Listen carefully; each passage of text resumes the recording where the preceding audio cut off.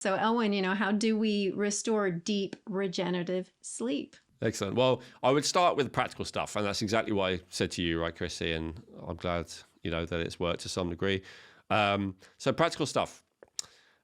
Before bed, focus on silence, or if you want to have those constant noises that helps you get to sleep, as I said, fine as a second place if the alternative is intermittent noise, but silence is always best if possible. No blue light. You can be as strict on that as you want. Probably the more that you need to be strict, the more you should be strict, right? Maybe an hour before bed, 2 hours before bed, 3 hours before bed, whatever. Cool environment, right? If you're hot, that will absolutely stop you going to sleep. All other things being equal. This can actually save money on heating bills and stuff like that. So that's one benefit as well.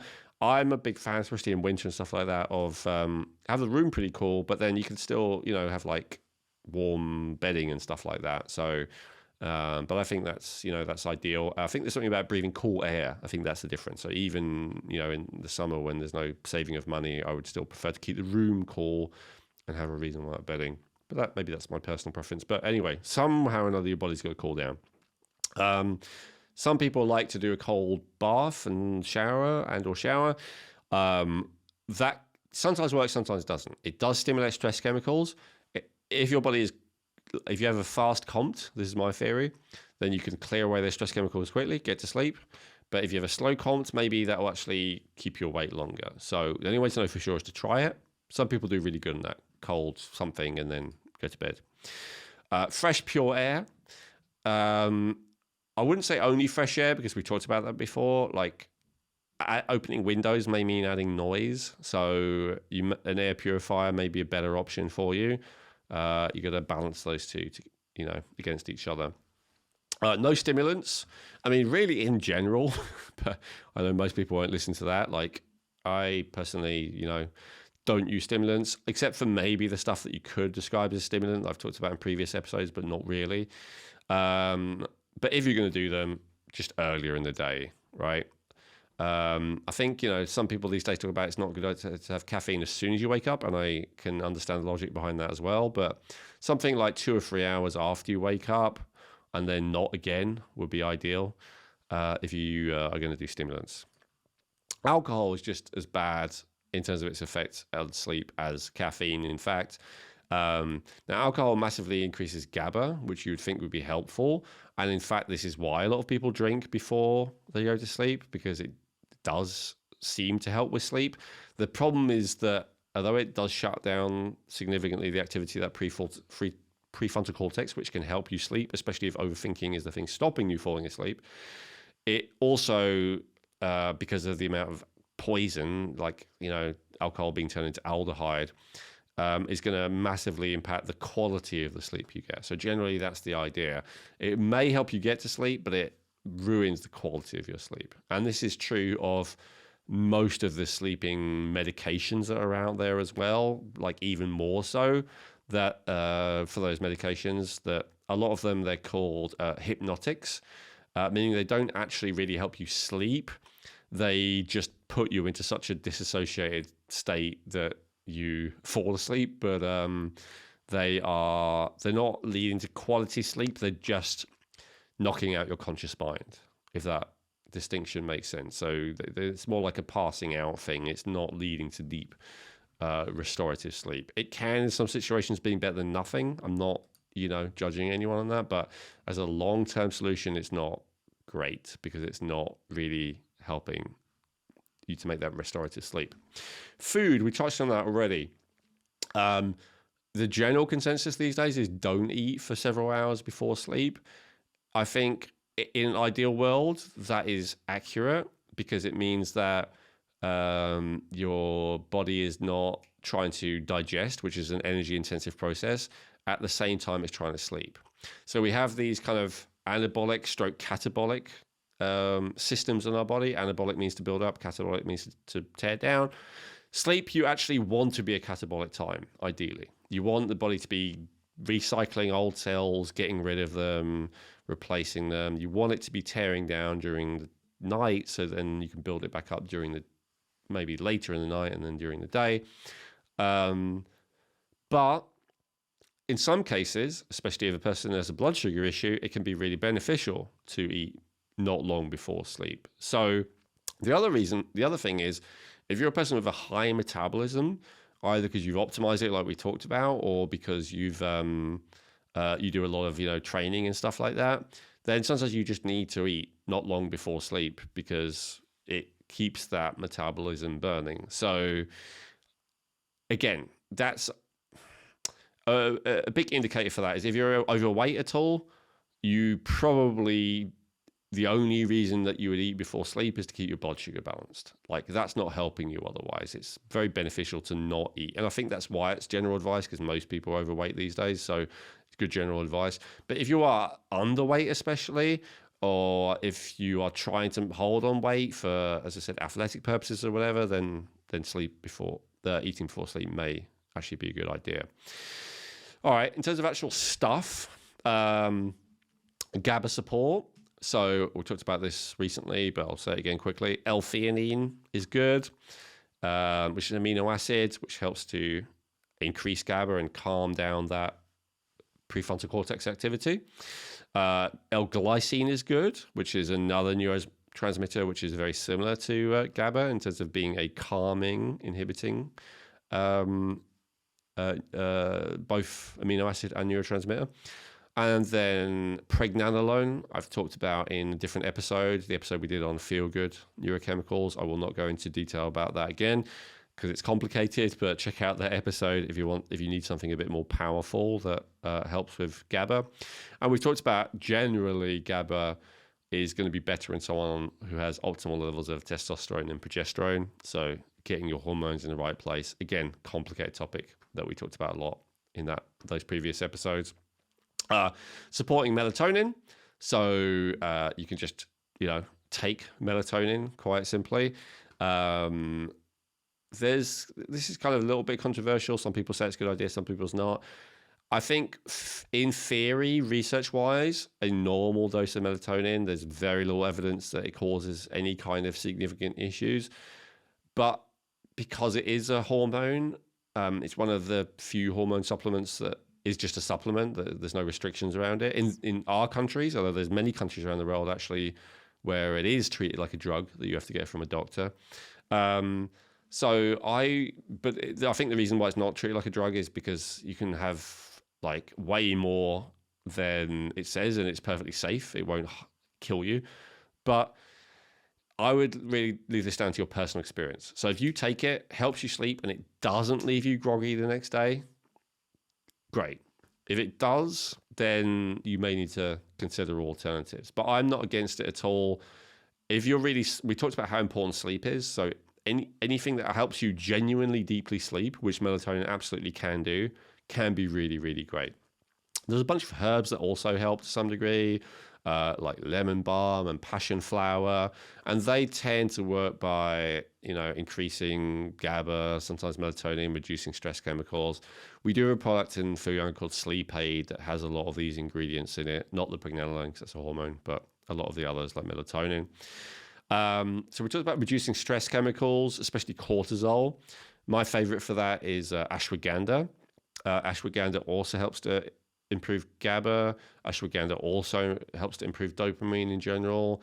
It has loads of other benefits, so I'm a big fan of that. I personally like to have it every night before sleep because I want to have it at some point during the day, and I'll have it at night when it's the most potentially helpful. And then berberine is another thing that I've been having these days, and I've been having it at night to help keep my blood sugar regulated at night, which I think is a good idea. I'm still testing to see if it actually works for me in terms of lab results, but experientially it's good so far. So berberine is my top recommendation for blood sugar balance. It really is fantastically effective. If your issue is if your issue is high blood sugar, which is a more advanced case of blood sugar dysregulation, it's very effective as that. But it's also good for much pre those issue like insulin resistance. It helps to actually increase insulin sensitivity of the cells. as well as keeping blood sugar balance. So actually there's loads of other benefits for cardiovascular health and digestion and all kinds of stuff. So I'm a big fan of berberine as well. To me, I think maybe we want to do an episode of this soon, Chrissy, just like a few supplements that almost anyone would benefit from, maybe. I think that might be interesting. But anyway, berberine is one of them. And it's one of those things you may, you're just pushing your product out and stuff to do with sleep. Sure, maybe. But what I'm saying is it might be worth a try if, especially if you suspect blood sugar, if you wake up feeling hungry, or if you notice that you do actually sleep better if you eat just before you go to sleep. Those are great indicators that blood sugar is an issue. And then berberine, definitely should be a contender for something to try, I would say. So in general, movement and exercise during the day. So I think one of the reasons why we really struggle with sleep now more than as far as we know we did before is because of our sedentary lifestyles, right?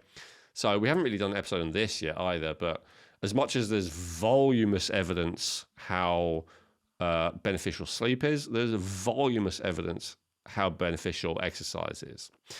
But, there is some evidence as well that, there is definitely evidence that too much exercise is not a good thing. And I think exercise depends on the person. So what I notice with exercise is people often go from barely moving to then going to the gym and, they're sweating and their heart is racing and they're trying to push themselves way too hard. What I personally observe makes me healthiest is just moving throughout the day.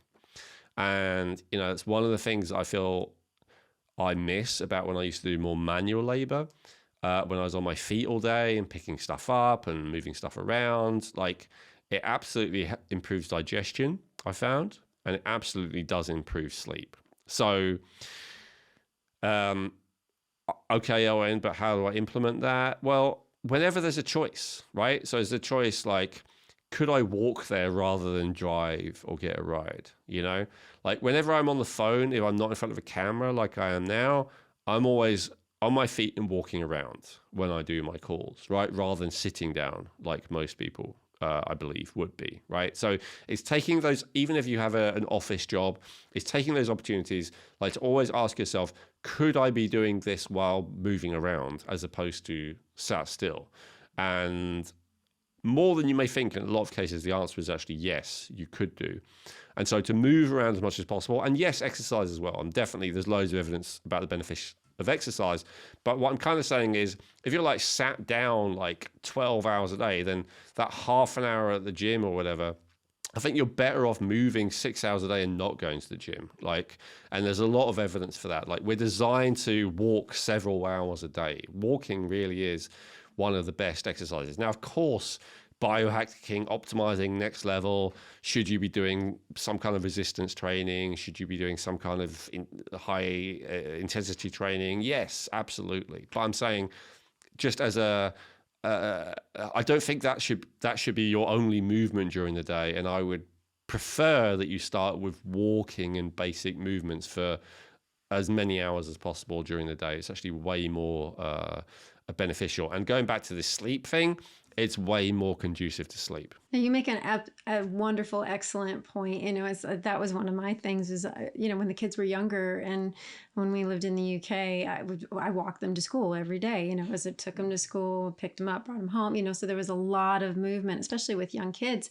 But now they're a lot older. So I just found myself so, just at the desk working constantly. So I got one of those, pedometers or, something that track my, overall steps during the day, because I saw my mom and dad with them. I was like, well, actually, let me test this because I know that's going to make a massive impact, and there was days I was absolutely surprised how little I moved. So it gave me that impetus to get up and move more. It's a great idea to actually measure it again. Yeah. And did you see any correlation between the amount and how well you slept, or not yet? And not yet. I mean, it was one of those things, there's so much, but it's what I definitely found, which I noticed too, was when I moved more, the amount of stress I felt physically in the body, or the ability of the body to relax more or let go a little bit more, was a lot better when I had done a lot more steps. Absolutely. Yeah, so that leads me to my almost last section here, which is, actually addressing the trauma in the body, right? And the trauma, when we say trauma in the body, it's the same as the trauma in your subconscious or unconscious mind, right? The body really is the unconscious mind from a functional point of view, even if not necessarily from a technical scientific point of view. And so I believe that a lot of people I know make fun of people who don't move and don't exercise. They're like, oh, lazy or whatever. But I kind of feel like calling someone lazy because they don't exercise, exercising is something that we just moving is something that we just take joy in doing. As you said, you had kids, Chrissy. You remember, with kids, the hardest thing is not to get them to exercise. I don't know, maybe it's different these days with the devices, but the hardest thing is normally to get them to stay still, right? They constantly want to move. Is that right? Small kids. Yeah. Yeah. Before they're indoctrinated and, whatever. So that's natural. So if I come across a person who doesn't want to move, I don't think, oh, you're lazy. In the same way that if I find someone who doesn't want to eat, I don't think, oh, you're too lazy to eat. Because to me, moving is as innate and organic and natural as eating. And so there are people who don't want to eat and there are people who don't want to move. But I see that as a sign of something being wrong, not just laziness, if that makes sense. So I won't address the whole why would you not eat thing at the moment, but if I address the whole why would you not move thing, I think there's a few reasons and they're all, valid and genuine. One of them is that you're in pain when you move, right? Or more pain. And we've talked about that already in the chronic pain episode. But I think another one is that when you move, it stirs up feelings. Right? There's that Tony Robbins phrase of emotion comes from motion, which sounds a bit cheesy, but there's some truth to it, right? And so if that's true, if emotion comes from motion, then you could say that lack of emotion comes from lack of motion. So when we don't want to feel, when there's feelings that we have inside, and again, functionally, we could say it's in the body, but maybe they're actually in the brain, but whatever. When we have feelings somehow stored away in us that we don't want to address or we're not even aware of, right? So some unconscious part of us doesn't want to address them. Then when we move, those feelings start to come up. And so as you said, Chrissy, you got a pretty healthy attitude to it because you're like, helps me process them, right? And then I'm less stressed, I'm less anxious. But for someone who's maybe less willing to face any of those feelings coming up, even just the idea of moving at all becomes something that they'd rather avoid. And so that's why I really like modalities that help to break through that really encourage you to move to get the feelings flowing. And this is not necessarily to create any kind of catharsis or not to make you cry or shout or anything like that. There can be massive progress without any real expression of emotion, but it's just to allow you to feel the emotion again through moving. So, Reichian therapy and bioenergetics, I've talked about many times before. Again, I want to interview someone with that soon for the podcast.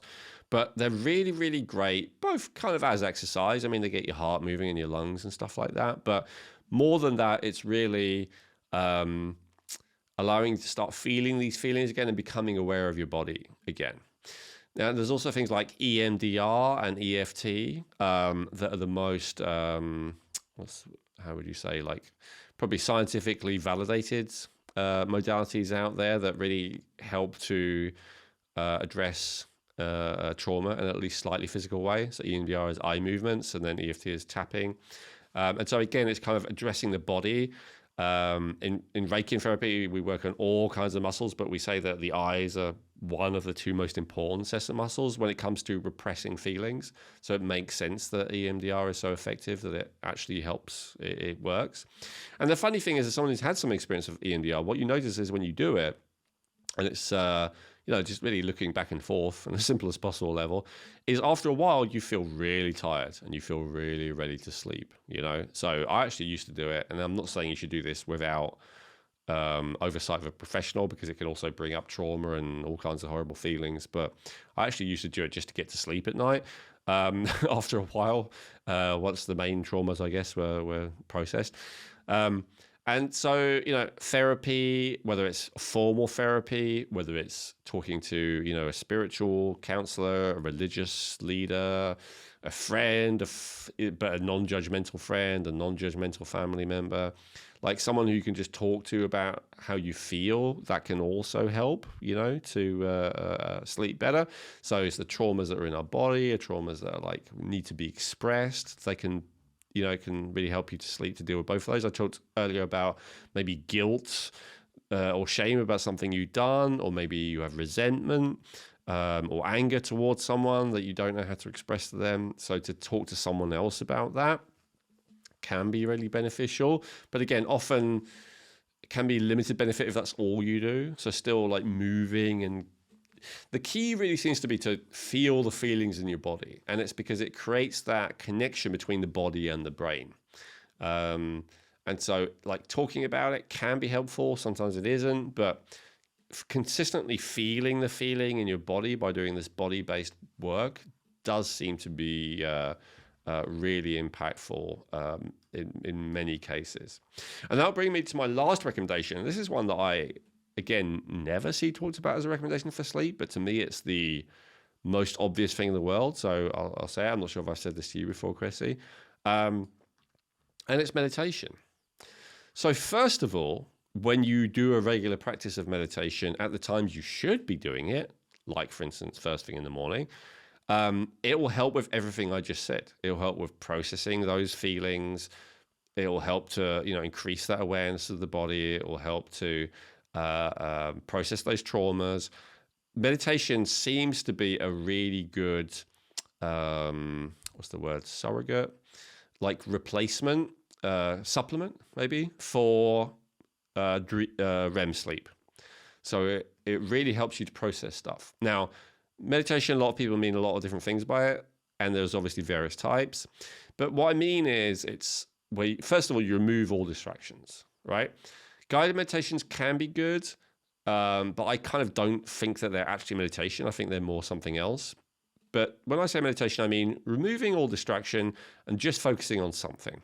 So it might be focusing on your breath, might be focusing on a specific point in your body. It might be focusing on, some concept, some nothing at all. It might be focusing on a mantra. It might be focusing on a yantra, which is a visual thing that you look at with your eyes, whatever. But it's like remove distractions, focus on something, right? Mindfulness meditation is very popular, and that's usually just focus on your breath or try to focus on nothing at all, right? Now, why is that so beneficial? Because again, it kind of gets you into the state where the unconscious, you get more connection with the unconscious. And then a lot of time when people try and meditate, they don't think they're succeeding because all these thoughts and feelings come up. Oh, I got to do this. And oh, this thing happened. And I'm upset about this. And I'm worried about this. And blah, blah. But actually that process is kind of like the REM sleep process. You're actually processing and allowing those things to be dealt with. And I remember listening to one kind of business guru guy, but general guru guy called Naval, who said, you need like at least 100 hours of meditation where you just sit there and allow whatever thoughts to come up. And that's just your body processing stuff. That's like you having a chance to think about all that stuff that you've been repressing all that time, right? So ironically, if you try and think about it, often you can't, but if you try and meditate, then all the thoughts will come up. Well, so that's great. But that's something, as I said, that can be a while before you really get the benefit of that when it comes to sleep. But here's how to get the benefit quickly.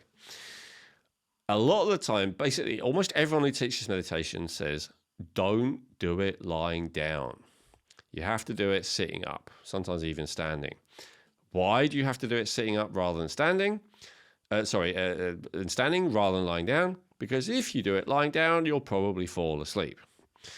Now, I looked at that and thought, if I have to meditate sitting up, and it was true, if I did it lying down, often I did fall asleep. But I'm like, why not do it when I want to fall asleep?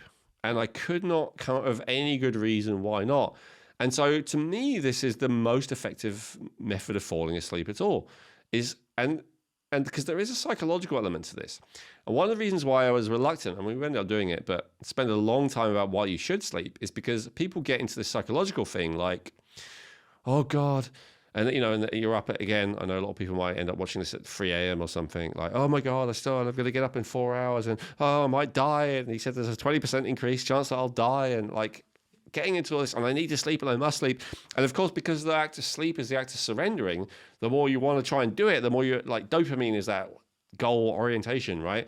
Dopamine is not a sleep chemical. So the more you have the goal of falling asleep, the less you're going to be able to fall asleep. So I would say, do not have the goal of falling asleep. Have the goal of meditating for an hour. Have the goal of spending a whole hour just being aware of your breath. Or a whole hour just being aware of, like in Taoism, they talk often about focusing on the navel, or in yoga, it's about focusing on this part, the third eye, or whatever, right? But pick one thing and stick with it. If you keep jumping around, then that's distracting, right? So have an intention of focusing on one thing, or like I try and just focus on like silence. And it's obviously that only works if you're in a silent environment, but sometimes I'll use earplugs or something to support that. But like the sound of silence itself.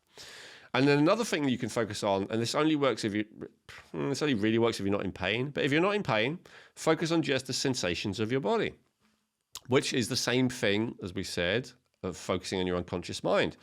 If you're focusing on only the sensations of your body or your breath or a specific part of your body, you're quickly creating that connection with your unconscious mind. And one of two things will happen if you're lying down comfortably and you've done all the other stuff I've said. Probably. You'll either fall asleep, that's the most likely thing, in which case, congratulations, you've fallen asleep, or you'll do an actual hour of actual real meditation, which is actually better than sleep and really, really, really hard to achieve. So you probably won't achieve that. Hey, maybe you'll even be enlightened, while you're trying to get to sleep. But you probably won't. You'll probably just fall asleep. But that's what you want. Now, there is a third option. This is why I said probably. It's possible that your mind will really resist this. It might, suddenly this pain might show up in your body, or discomfort, or itching, or whatever. Sometimes you'll have even more anxious thoughts, racing thoughts. Sometimes you'll suddenly become upset. Oh, this person was supposed to do this. And blah, blah, blah. Now, if that happens, you have one of two options. The best thing you can do, according to everyone, again, who teaches meditation, is stick with it, because that won't go on forever, right? Like there will be a time when all that is spent, and then you'll have done what maybe years of therapy or whatever might not have managed. Like that process of every time you just become aware, oh my God, I'm getting upset again. Let me go back to focusing on my breath or my body or whatever. Or, oh, I'm starting to think about what I need to do again. Let me go back to focusing on my breath or body or whatever. That process is immensely beneficial. It's putting in place new neural circuits. It's actually helping you process that upset, all that, whatever is going on inside you. It's really beneficial. So if you have that going on, that's really, really good for your brain and body. Worst case scenario is you go, all right, then I need to do some other kind of biochemical intervention and then try again. Maybe I need to go and have a small snack. Maybe I need to take something that boosts GABA or melatonin. Maybe I need to take something that reduces cortisol. Maybe I need to cool down a little bit. Something like that. Something that we've already talked about, right? Maybe I need to do a little bit of, calm breathing beforehand. The heart coherence breathing I've talked about before, where you basically do 5 breaths a minute, roughly 1 breath every 12 seconds, deep into the belly, deep out of the belly. 5-6 breaths a minute, that puts your heart into coherence, something like that, and then go back to it, right? Again, every single thing is beneficial here. Like if you do that strategy, and I don't know why most people do not do this, again, probably because the real reason why they're not sleeping is because they want to avoid something in their unconscious. That's the only reason I can think of why you wouldn't do this, because this is basically, we just recorded dental health before this. I don't know when this is going to be released, but I said, one of the things of dental health is if you have an area of inflammation, what's totally counterintuitive, but what I was taught by my hygienist and dentist is you actually want to dig into it. You want to dig into it with one of those incidental brushes or one of those little brushes and like really get into that area between the gums of the teeth, because there's probably some thing of irritating it there, which is causing the inflammation, maybe infection, maybe pain, and all the rest of it. It's actually exactly the same with your consciousness. If there's something bothering you that's stopping you sleeping, if it's not something physical, remember we started with all the physical stuff first. But if there's something bothering you, then actually digging in there to find out what it is and getting it out is the best thing you can do. And the best way to do that is what I've just said. Either the body work, or if you're talking about it's actually coming up right before you get to sleep, try and meditate. And that will, as I said, it'll go one of two ways. Most likely you'll just fall asleep, which is congratulations, word. But that's actually the worst case scenario. The best case scenario is that you come face to face with the very thing that's keeping you up in the first place. The anxiety and whatever. I mean, it happened to me not that long ago. Like something was keeping me up, and then I was like, oh my God, I'm afraid about this thing might happen. And I was like, that's great to be aware of that, because now I can actually start doing stuff to make sure it doesn't. And so, because I was avoiding that, I was like, I just want to stay positive.